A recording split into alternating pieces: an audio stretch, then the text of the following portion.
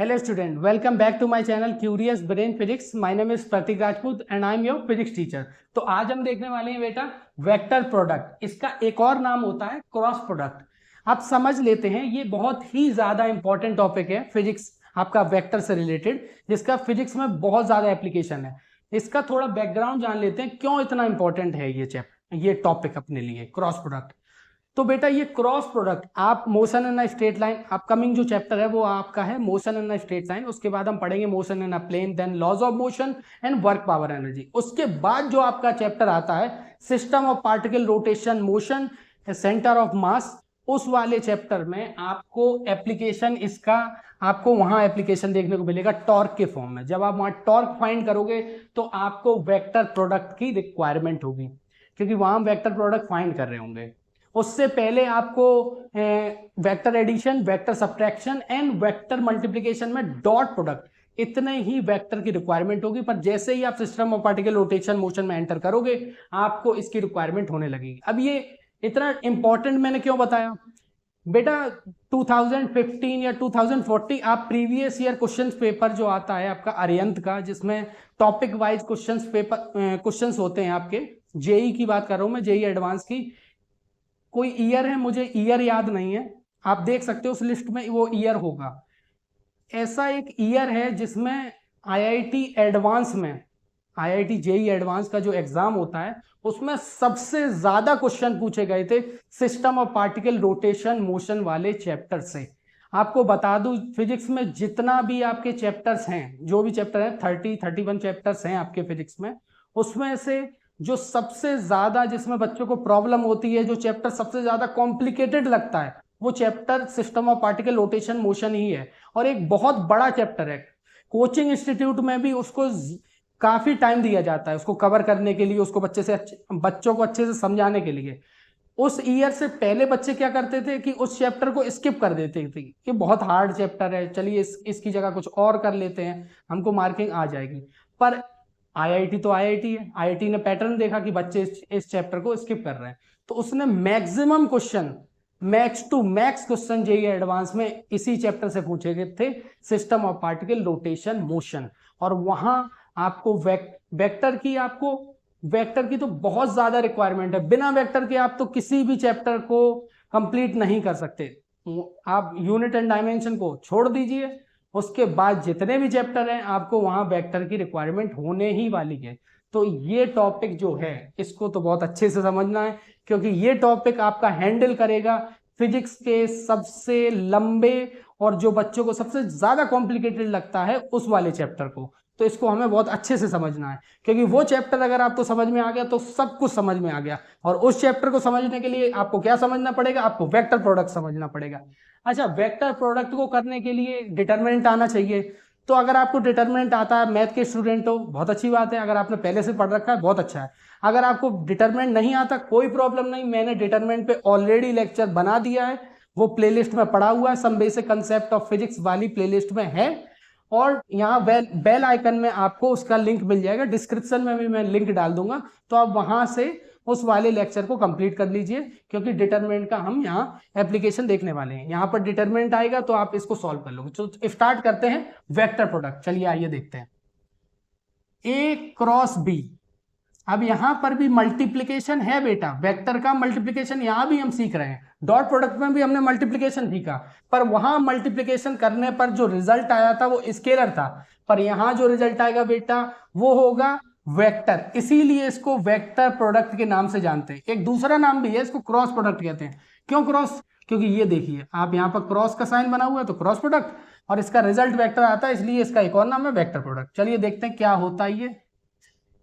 ए cross B जो आता है वो magnitude of A into magnitude of B sine theta n cap. आप देख सकते हो यहां तक जो भी वैल्यू है वो स्केलर है। ये जो आपके पास एन कैप है ये आ रहा है वेक्टर, क्योंकि इसके ऊपर एन कैप है। एन कैप क्या होता है? यूनिट वेक्टर होता है। आपको बताया था जिसके ऊपर कैप होता है वो यूनिट, इसका मैग्नीट्यूड तो 1 होगा, पर इसके डायरेक्शन है, ये वेक्टर को रिप्रेजेंट करता है एन कैप। तो एन कैप की डायरेक्शन क्या होगी, कैसे निकालेंगे, ये सब हम देखते हैं अभी। तो अगर आपको इस तरह से फिगर गिवन है, ये ए वेक्टर है, ये बी वेक्टर है, और आपको एंगल इस तरह से गिवन है, ये थीटा एंगल आपको गिवन है। आपको फाइंड करना है A cross B, A cross B आपको फाइंड करना है। तो ये वेक्टर तो देगा, पर इस वेक्टर की डायरेक्शन क्या होगी? ये क्रॉस प्रोडक्ट करने पर आंसर तो वेक्टर आएगा, पर उसकी डायरेक्शन हम फाइंड करना चाहते हैं, ये वो डायरेक्शन होगी एन कैप। तो इस एन कैप की डायरेक्शन कैसे फाइंड करें, पहले वो देखते हैं बेटा। तो आपको ए क्रॉस बी पूछा गया, तो आप ए पर अपना पाम इस तरह से रख लीजिए, ए पर अपने पाम रखा, और ए क्रॉस बी यानी ए से आपको बी की तरफ मूव करना है, ए से बी की तरफ मूव करना है, यानी अपने फिंगर को इस तरह से कर्ल करना है। ए से बी की तरफ आपने जब फिंगर को कर्ल किया तो आपका थंब जो है वो अबव द प्लेन आ गया। ये एक प्लेन है, बोर्ड जो है अपना एक प्लेन है, और ये जो डायरेक्शन आई, जो थंब की डायरेक्शन है, वो अबव द प्लेन है। इसका मतलब ए क्रॉस बी जब हम करते हैं तो जो क्रॉस प्रोडक्ट होने के बाद जो अपने पास रिजल्ट आया, तो एन कैप की डायरेक्शन किधर आई? Above the plane. कैसे फाइंड करते हैं? आपको जो पहले दिया उसको आप यहां पर अपना पाम रखिए, उसके बाद क्या करेंगे आप? कर्ल, इस तरह से फिंगर को कर्ल करेंगे, तो आपका थंब का जो डायरेक्शन होगा वो डायरेक्शन बताएगा आपको ए क्रॉस बी की जो रिजल्ट निकलने वाला, ये एन कैप की डायरेक्शन। चलिए, अगर हम इसी में बी क्रॉस ए फाइंड करते, यानी एंगल बी से ए की तरफ सबटेंड होता इस तरह से, अभी जो एंगल है वो पॉजिटिव एंगल है, अगर बी क्रॉस ए इसी फिगर में करते वो नेगेटिव एंगल होता। जब भी आपका एंगल ये एंटी क्लॉकवाइज हो, इस तरह से, क्लॉक आप जानते हो क्लॉक इस तरह से मूव करता है, घड़ी की सुइयां इस तरह से मूव करती हैं, और उल्टा चलेंगे तो एंटी क्लॉकवाइज होता है। तो ये देखिए यहां पर डायरेक्शन ये है इस तरह से, तो ये एंटी क्लॉकवाइज डायरेक्शन में जब भी आपको एंगल गिवन होगा तो आपका जो एन कैप की डायरेक्शन है वो अबव द प्लेन आएगी। आप लिख लीजिए इस चीज को, और निकालने का तरीका मैंने बता दिया आपको, फिर भी आप लिख लीजिए कि जब भी आपको इस तरह से एंटी क्लॉकवाइज डायरेक्शन में एंगल मिलेगा तो आपका जो एन कैप की डायरेक्शन है वो अबव द प्लेन होगी।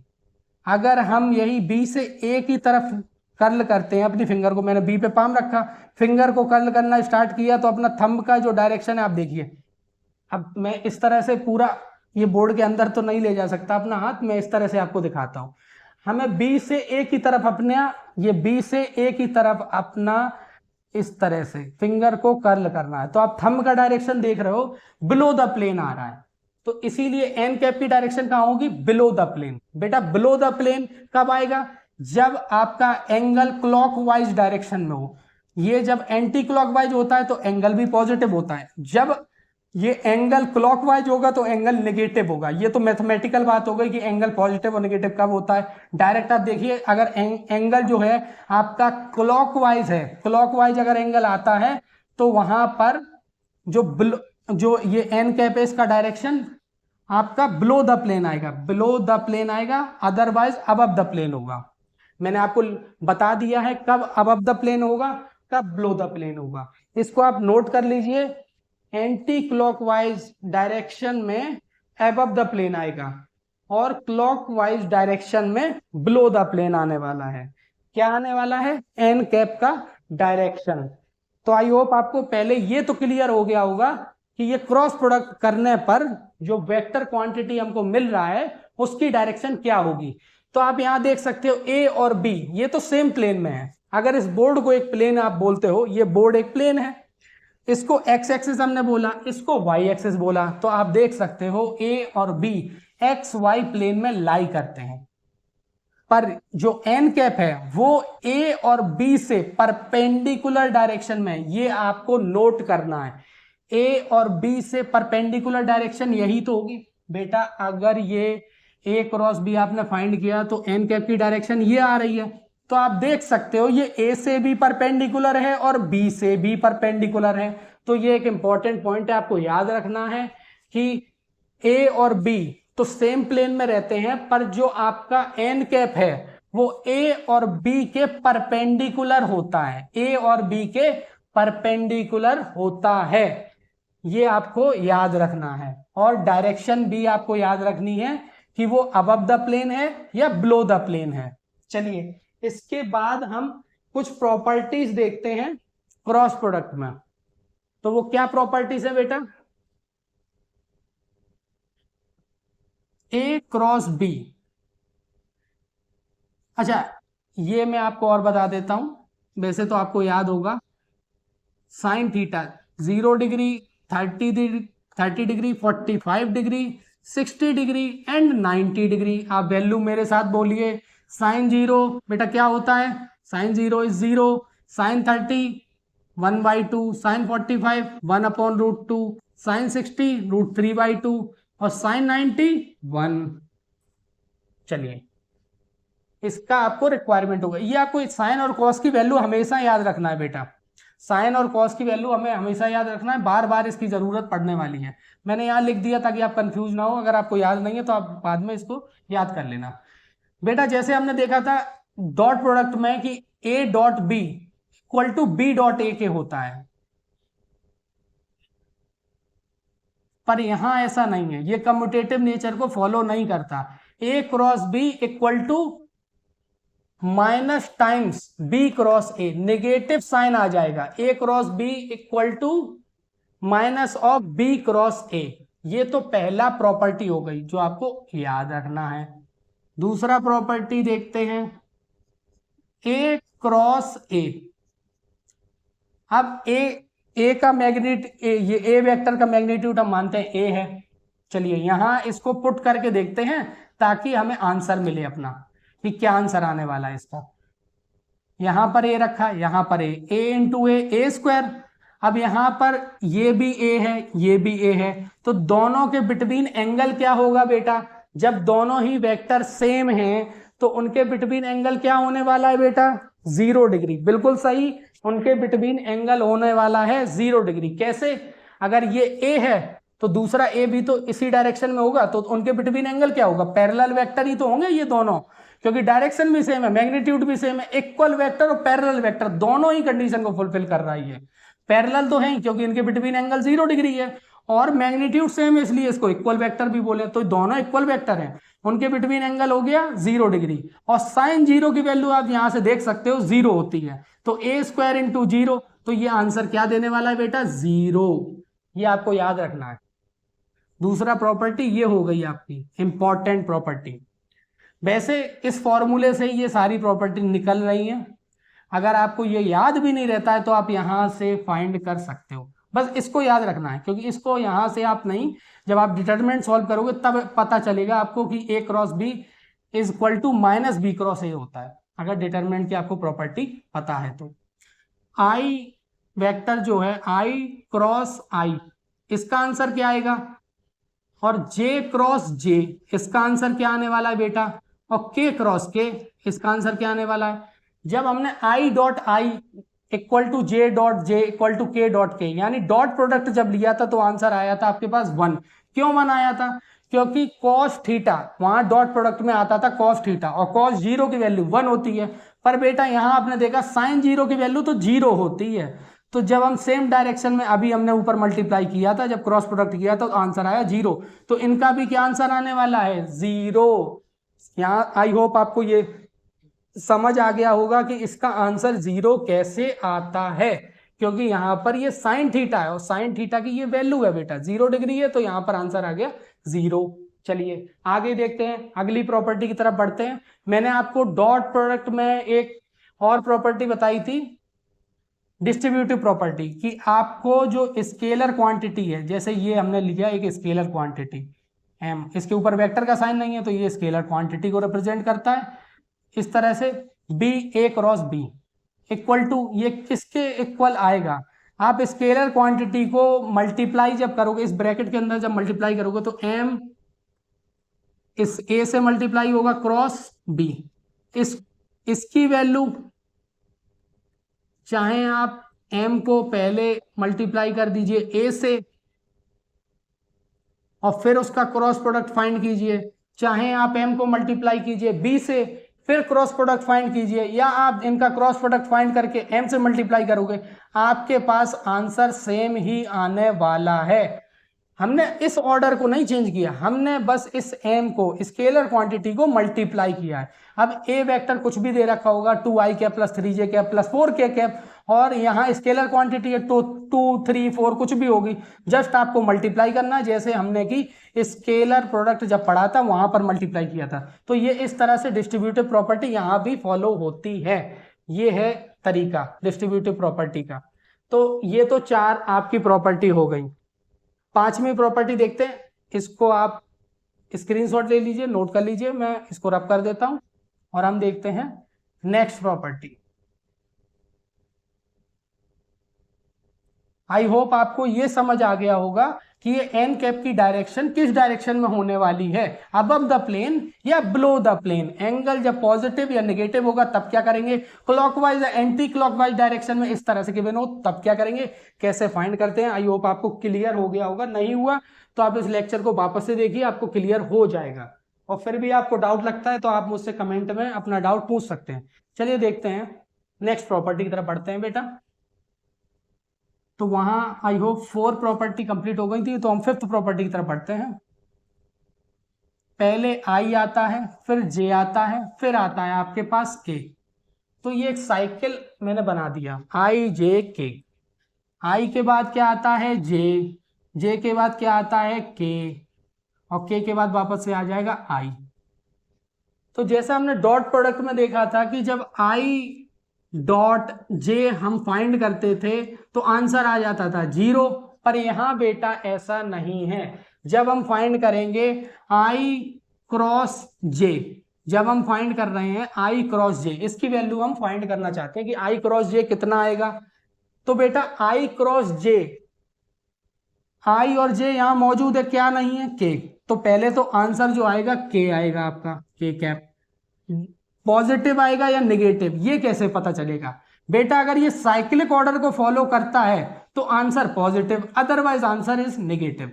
आई के बाद जे आता है, सही है, साइक्लिक ऑर्डर को इसने फॉलो किया, आई के बाद जे आया है तो आंसर आएगा पॉजिटिव। अगर यही बेटा लिखा होता जे क्रॉस आई, तो यहां पर जे है और आई है, तो आंसर क्या आने वाला है, के आने वाला है बेटा, ये तो फिक्स है।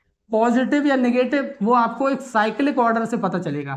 आई के बाद जे आता है, पर यहां जे पहले है उसके बाद है आई, ऑर्डर की इंपॉर्टेंस है बेटा यहाँ, वहां ऑर्डर की इंपॉर्टेंस नहीं थी। A dot B equal to B, A dot B equal to B dot A था, वहां पर कम्यूटेटिव लॉ को फॉलो करता था, पर यहां ऐसा नहीं है। तो हमने जब जे क्रॉस आई किया तो आंसर आया नेगेटिव, क्योंकि यहाँ साइक्लिक ऑर्डर को फॉलो नहीं कर रहा है, जे से हम आई की तरफ मूव कर गए, इस बार जे से आई की तरफ, तो ये इसलिए ये नेगेटिव आ गया। और अभी आपने एक प्रॉपर्टी में देखा भी था कि अगर आप ए क्रॉस बी फाइंड करते हो और फिर आप बी क्रॉस ए फाइंड करते हो तो नेगेटिव में आंसर आ जाएगा। अच्छा एक और एग्जांपल देख लेते हैं इसका। अगर हम निकालें आई क्रॉस के, तो आप जानते हो यहाँ आई है, यहाँ पर के है, बचा के आपके पास जे, तो आंसर में तो जे आने वाला है। पॉजिटिव या नेगेटिव वो डिपेंड करेगा ये साइक्लिक ऑर्डर को फॉलो करता है या नहीं। तो अब आई से के की तरफ बढ़ेंगे, आई से के की तरफ बढ़ेंगे, तो ये साइक्लिक ऑर्डर को फॉलो नहीं करता, तो आंसर आएगा नेगेटिव। तो इस तरह से क्रॉस प्रोडक्ट फाइंड करते हैं कि आंसर पॉजिटिव बेटा आने वाला है या नेगेटिव। अगर आपसे इस तरह से पूछा हो कि आई क्रॉस जे क्रॉस के, इसकी वैल्यू क्या होगी, क्या आने वाला है, अगर आई जे के में आपको वैल्यू गिवन हो, यहां पर कॉफिशिएंट ना हो और क्रॉस प्रोडक्ट पूछा है आपसे, तो इस तरह से आप क्रॉस प्रोडक्ट फाइंड कर सकते हो। आई होप आपको ये क्लियर हो गया होगा कि साइक्लिक ऑर्डर अगर फॉलो होगा तो आंसर आएगा पॉजिटिव। तो आई क्रॉस, अगर जे क्रॉस के आपसे पूछा गया, क्या पूछा गया बेटा, जे क्रॉस के, तो जे से के की तरफ बढ़ रहे हैं तो आंसर आया पॉजिटिव, पर आया कितना, आई। अगर जे और, मैं बोल रहा हूं बेटा जे क्रॉस के, तो बचा क्या, जे और के तो मौजूद है, तो आई। पॉजिटिव या नेगेटिव, आप जे से के की तरफ जा रहे हो, साइक्लिक ऑर्डर को फॉलो कर रहा है, आंसर इज पॉजिटिव। तो ये तो हो गई एक और इंपॉर्टेंट प्रॉपर्टी जो आपको याद रखनी है। डायरेक्ट आप साइक्लिक ऑर्डर को देखते ही बता सकते हो कि आंसर आपका क्या आने वाला है। इस फिगर को दिमाग में रखना है, कुछ नहीं, आई जे के वो आप ऑलरेडी जानते हो, एक्स वाई जेड हम इसी सीक्वेंस में बचपन से पढ़े हुए हैं, तो अपने को अलग से याद करने की जरूरत नहीं है। अगली प्रॉपर्टी की तरफ बढ़ते हैं बेटा, 6 प्रॉपर्टी।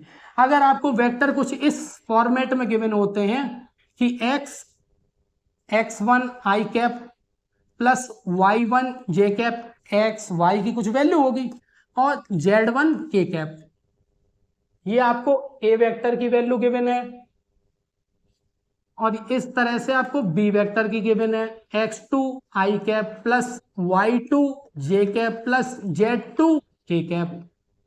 आपको ये बी वेक्टर की गिवन है। तो आपसे बेटा पूछा गया कि आपको फाइंड करना है ए क्रॉस बी। क्या फाइंड करना बेटा? ए क्रॉस बी, ये आपको फाइंड करना है। तो इसके लिए आपको क्या करना पड़ेगा बेटा? अब यहां पर आप अगर इस फॉर्मूले को लगाओगे तो आपको इसका मैग्नीट्यूड फाइंड करना पड़ेगा, उसको यहाँ पुट करना पड़ेगा, फिर इसका मैग्नीट्यूड फाइंड करोगे, यहाँ पुट करोगे। अब इन दोनों के बिटवीन एंगल भी तो नहीं पता जो आप यहाँ पुट कर दो, तो एंगल फाइंड करने के लिए आपको प्रॉब्लम होगी। वैसे तो एंगल फाइंड करने का तरीका आपको मैंने बताया है कि डॉट प्रोडक्ट में आपको दो वेक्टर अगर गिवन है तो आप उनका एंगल फाइंड कर सकते हो, पर इतना ज्यादा लंबा और कॉम्प्लिकेटेड करने की जरूरत नहीं। इसके लिए सबसे अच्छा तरीका है कि आप डिटरमिनेंट से इसको आसानी से सॉल्व कर सकते हो। कैसे बेटा? तो आपको एक डिटरमिनेंट फॉर्म करनी है, इस तरह से दो पैरेलल लाइन खींच लेना है इस तरह की, और यहां पहली रो में आई जे और के, इस तरह से आपको आई जे और के लिख लेना है। उसके बाद आपको ए क्रॉस बी पूछा गया था, तो ए के आप आई जे और के कॉफिशिएंट आप यहां दूसरी रो में लिखोगे। तो आई के नीचे आई का कॉफिशिएंट तो ये आया x1, जे के नीचे जे का और के नीचे के का। इसी तरह से ए के बाद क्या है? बी। तो यहां ऑर्डर का याद रखना, पहले ए दिया हुआ है फिर बी।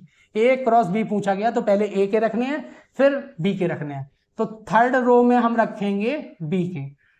ये आ गए y2, ये आ गया z2। इस डिटरमिनेंट को आपको सॉल्व करना है और आपका आंसर आ जाएगा क्रॉस प्रोडक्ट का। इस तरह से सॉल्व करते हैं बेटा, अगर वेक्टर फॉर्म में गिवन हो तो इस तरह से क्रॉस प्रोडक्ट फाइंड किया जाता है। अब बेटा ये कैसे सॉल्व होगी डिटरमिनेंट? तो इसके लिए मैंने डिटरमिनेंट कैसे सॉल्व करते हैं उसका लेक्चर बना दिया है, आपको वो लेक्चर मिल जाएगा। आपको प्लेलिस्ट जो है some basic concept of physics वाली प्लेलिस्ट में डिटरमिनेंट के नाम से लेक्चर है, तो आप वहां से देख सकते हो। बहुत इजी है इसको सॉल्व करना, इतना लॉन्ग जाने की जरूरत नहीं, आप डिटरमिनेंट से डायरेक्ट आंसर इसका फाइंड कर सकते हो। तो आई होप आपको ये सब क्लियर हो गया होगा कि कैसे फाइंड करते हैं क्रॉस प्रोडक्ट और किस फॉर्म में दे रखा हो तो किस तरह से उसका आंसर फाइंड करते हैं बेटा। तो अब हम आगे बढ़ते हैं इसी में, यहां तक तो आप आई होप आपको क्लियर हो गया होगा। अब हम एक और प्रॉपर्टी देखते हैं कि आपसे ये पूछा गया बेटा ए और बी वेक्टर के परपेंडिकुलर वेक्टर बताइए आप क्या होगा। तो अभी मैंने आपको बताया कि ए और बी जिस प्लेन में लाई करते हैं, इन दोनों वेक्टर के, ये दोनों तो सेम प्लेन में लाई करेंगे ए और बी। ये जो वेक्टर है जो निकल के आने वाला है एन कैप, इसकी डायरेक्शन इन दोनों के परपेंडिकुलर डायरेक्शन में होगी। तो जब भी आपसे पूछा जाए कि ए और बी के परपेंडिकुलर वेक्टर बताइए तो वो क्या होगा बेटा? वो एन कैप ही होगा। इसकी वैल्यू कैसे फाइंड करोगे? ये सारे ये जो भी दे रखा है इसको आप इसके नीचे ले आइए, यानी आपको फाइंड करना है A cross B upon magnitude of A into magnitude of B sine theta. इस तरह से आप फाइंड कर सकते हो कि परपेंडिकुलर वेक्टर क्या होगा ए और बी से। परपेंडिकुलर वेक्टर क्या होगा? ये दोनों से सेम प्लेन में, इन दोनों के परपेंडिकुलर वेक्टर ये हो गया आपका एन कैप। अच्छा आगे बढ़ते हैं। अगर आपको इस तरह से एक पैरेललोग्राम गिवन है, यहाँ ए वेक्टर है, ये बी वेक्टर है, आप जानते हो अगर ये ए है तो ये भी ए होगा, ये बी है तो ये भी होगा, और इस तरह से एक पैरेललोग्राम फॉर्म हो रहा है। अगर आपको पैरेललोग्राम की दो एडजेसेंट साइड्स गिवन हैं तो आप इस पैरेललोग्राम का एरिया फाइंड कर सकते हो। तो एरिया ऑफ अ पैरेललोग्राम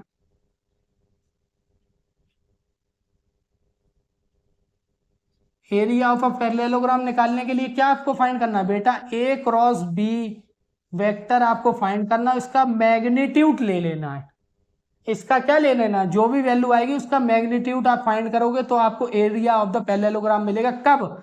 जब आपको एडजेसेंट साइड्स गिवन हो, दो वेक्टर एडजेसेंट साइड्स के फॉर्म में आपको अगर गिवन है तो आप उसका एरिया निकाल सकते हो, उस पैरेललोग्राम का एरिया फाइंड कर सकते हो। ये फॉर्मूला है एरिया फाइंड करने का। कुछ नहीं करना आपको, ए क्रॉस बी आपको फाइंड करना मैंने सिखाया हुआ है, आपको वो यहाँ पर वैल्यू पुट करना है, उसका आपको क्या लेना है? मैग्नीट्यूड लेना है, यानी मैग्नीट्यूड का मतलब आप जानते हो, मैग्नीट्यूड कैसे लेते हैं, जब वैल्यू फाइंड करोगे आप तो उसका जस्ट मैग्नीट्यूड ले लेना, क्योंकि एरिया जो होता है वो एक स्केलर क्वांटिटी होता है बेटा, वेक्टर क्वांटिटी नहीं होता, तो इसीलिए आपको उसका एरिया फाइंड करना है। अगर आपको एडजेसेंट साइड्स गिवन ना हो के आपको ये डायगोनल्स गिवन है पैरेललोग्राम के, ये डायगोनल D1, ये डायगोनल D2, इस तरह से डायगोनल्स गिवन है। फिर आपसे पूछा गया कि एरिया ऑफ पैरेललोग्राम आपको फाइंड करना है, तो बेटा वो कैसे फाइंड करेंगे, तो कुछ नहीं करना, आपको इसका हाफ कर देना है D1 क्रॉस D2 का, यानी डायगोनल्स का आप क्रॉस प्रोडक्ट लीजिए और उसका हाफ कर दीजिए। डायगोनल का क्रॉस प्रोडक्ट लेके उसका मैग्नीट्यूड लेना है, उसको हाफ कर देना है, आपको एरिया ऑफ द पैरेललोग्राम मिल जाएगा। आई होप आपको ये चीज समझ आ गई होगी कि एरिया ऑफ द पैरेललोग्राम भी आप फाइंड कर सकते हो क्रॉस प्रोडक्ट की मदद से। तो अब हम देखते हैं ट्राइंगल का एरिया कैसे फाइंड करते हैं। तो बेटा ट्राइंगल का एरिया भी सेम इसी तरह से फाइंड करते हैं। आपको ए और बी वेक्टर गिवन होंगे इस तरह से, बस आप उसको हाफ कर दीजिए, उनका मैग्नीट्यूड लेके आपको एरिया ऑफ द ट्राइंगल भी फाइंड हो जाएगा। ये तो प्रॉपर्टी आपको मिल जाएगा बुक्स में भी, और ये सारी नॉलेज भी आपको बुक्स में मिल जाएगी। अब मैं एक ऐसा फॉर्मूला बताता हूं जो ज्यादातर बुक्स में नहीं दिया जाता और जिसकी आपको रिक्वायरमेंट पड़ सकती है, जिससे आपका काम बहुत इजी हो जाएगा। एक बहुत ही बड़ा क्वेश्चन सिंप्लीफाइड वे में आप सॉल्व कर सकते हो। मैं आपको बताने जा रहा हूं डॉट और cross product, dot and cross, इन दोनों के बिटवीन रिलेशन, ये आपको बुक में देखने को नहीं मिलेगा। कोई अच्छी बुक होगी उसी में आपको ये फॉर्मूला देखने को मिलेगा, relation between dot product and cross product, otherwise आपको ये फॉर्मूला देखने को नहीं मिलेगा। क्या है ये फॉर्मूला बेटा, A vector dot B vector equal to A square B square into B square minus A cross B इस पूरे का होल स्क्वायर। फिर से मैं रिपीट करता हूं, ये है डॉट और क्रॉस प्रोडक्ट के बिटवीन रिलेशन। अब बेटा ये कैसे फाइंड करेंगे, ए क्रॉस बी, ये कैसे फाइंड करें, ए क्रॉस बी का होल स्क्वायर, सॉरी यहां पर भी स्क्वायर होगा, तो ये है ए डॉट बी का whole square equal to A square into B square minus bracket A cross B का होल स्क्वायर। इसकी वैल्यू तो आप फाइंड कर सकते हो, ये ए का मैग्नीट्यूड है, बी का मैग्नीट्यूड है, जस्ट आपको स्क्वायर करना है, उनका मल्टीप्लाई करना है, नेगेटिव साइन। ये कैसे फाइंड करें, तो बेटा आप जानते हो ए क्रॉस बी की वैल्यू क्या है, वो ये है, ए क्रॉस बी की वैल्यू है ये, इसका जस्ट आपको स्क्वायर करना है, तो ये हो जाएगा A square B square sine square theta, और ये यूनिट वेक्टर है तो इसका स्क्वायर लोगे आप तो 1 ही रहने वाला है। तो इस तरह से इस वैल्यू को आप यहाँ पुट करोगे, इसको सॉल्व करोगे तो आपको रिलेशन, ये रिलेशन है डॉट और क्रॉस के बिटवीन, ये रिलेशन है। हो सकता है आपको क्रॉस प्रोडक्ट गिवन हो और आपसे वो डॉट प्रोडक्ट पूछ ले, आपको बोले कि क्रॉस प्रोडक्ट की वैल्यू इतनी है, तो बेटा डॉट प्रोडक्ट बताइए कितना होगा, या डॉट प्रोडक्ट की वैल्यू आपको गिवन हो, आपसे क्रॉस प्रोडक्ट पूछ सकता है। तो ये रिलेशन है डॉट प्रोडक्ट और क्रॉस प्रोडक्ट के बिटवीन। आई होप आपको ये क्लियर हो गया होगा कि ये रिलेशन कैसे ये रिलेशन आपको कैसे फाइंड करना है, क्या वैल्यू गिवन हो तो क्या फाइंड करना है और कैसे आपको यहाँ पर वैल्यू पुट करना है। तो इसी के साथ बेटा ये क्रॉस प्रोडक्ट खत्म होता है, इसमें इतना ही एप्लीकेशन पार्ट है आपके सिलेबस में। नेक्स्ट लेक्चर में हम देखेंगे स्केलर ट्रिपल प्रोडक्ट, और ये स्केलर ट्रिपल प्रोडक्ट आपका लास्ट लेक्चर होगा टॉपिक से रिलेटेड।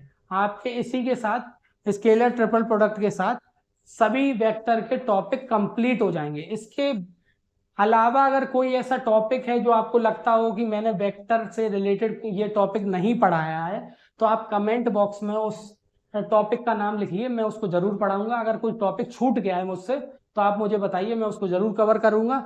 साथ ही साथ बेटा जो वेक्टर के बच्चों का वो है कि आपने सर क्वेश्चन नहीं कराए वेक्टर से रिलेटेड, तो क्वेश्चंस जो हैं जैसे ही स्केलर ट्रिपल प्रोडक्ट एंड होगा तो मैं इस पर बहुत अच्छे जो क्वेश्चंस हैं जो आपके एग्जाम के लिए इंपॉर्टेंट हैं, आपके कंसेप्ट को बिल्ड करने के लिए जो अच्छे अच्छे क्वेश्चन हैं उनको मैं कलेक्ट करके यहाँ पर आपको एक लेक्चर बनाऊंगा क्वेश्चन से रिलेटेड। उसमें सिर्फ क्वेश्चन हम करेंगे और हम नेक्स्ट लेक्चर स्टार्ट करेंगे इसमें, जो कि है मोशन इन स्ट्रेट लाइन। वो फिजिक्स का पहला फर्स्ट चैप्टर होगा जिसको मैं आपको पढ़ाऊंगा। ये जो वेक्टर है इसको जीरोथ लेक्चर बोलेंगे। क्यों?